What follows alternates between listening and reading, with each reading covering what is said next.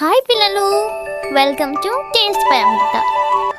ఈరోజు మనం చేప ఎందుకు ఎండలేదు, పిల్లవాడు ఎందుకు ఏడ్చాడో తెలుసుకుందాం పదండి.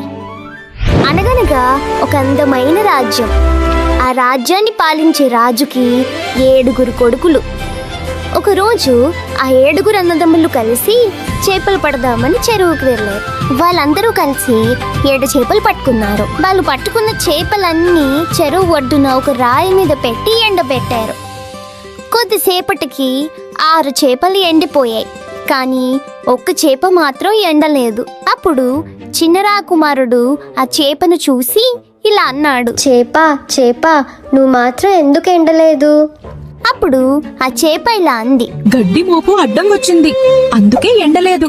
గడ్డి మోప చేపకు ఎందుకు అడ్డం వచ్చావు? అప్పుడు గడ్డి మోపు ఇలా అంది, ఆవు నన్ను మేయలేదు, అందుకే అడ్డం వచ్చాను. ఆవు గడ్డిని ఎందుకు మేయలేదు? అప్పుడు ఆ ఆవు ఇలా అంది, కాపరి నన్ను మేపలేదు, అందుకే మేయలేదు. కాపరి ఆవుని ఎందుకు మేపడానికి తీసుకెళ్ళలేదు? అప్పుడు కాపరి ఇలా అన్నాడు, అవ్వ నాకు అన్నం పెట్టలేదు, అందుకే ఆవును మేపడానికి తీసుకెళ్ళలేదు. అవ్వా అన్నం ఎందుకు పెట్టలేదు?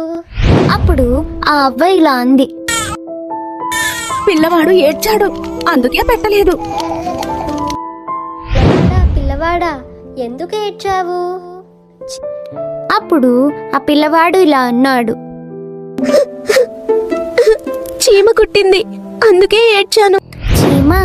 చీమ ఎందుకు కుట్టావు? అప్పుడు చీమ ఇలా అంది, నా బంగారు పుట్టలో చేయి పెడితే కుట్టనా మరి అని దర్జాగా చీమ పుట్టలోకి వెళ్ళిపోయింది.